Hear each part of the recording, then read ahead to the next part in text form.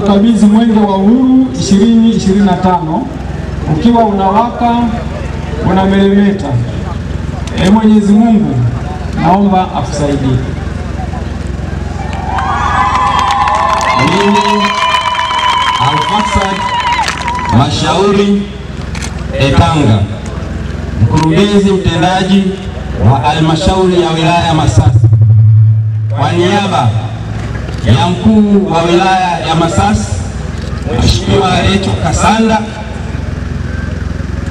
nakiri kupokea Mwenge wa Uhuru kitaifa mwaka 2025 ukiwa salama, unawaka na unameremeta, ya mwenge kutoka mkoani katika halmashauri ya wilaya ya Masasi.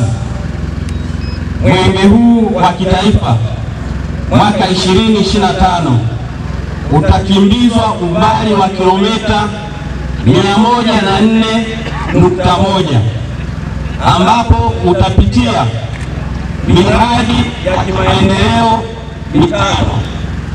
Katika miradi hiyo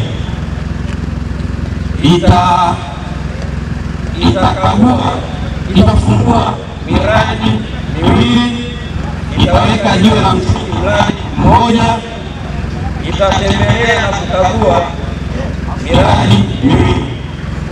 Miradi hiyo ina jumla ya thamani ya shilingi milioni 678,844 na senti 0.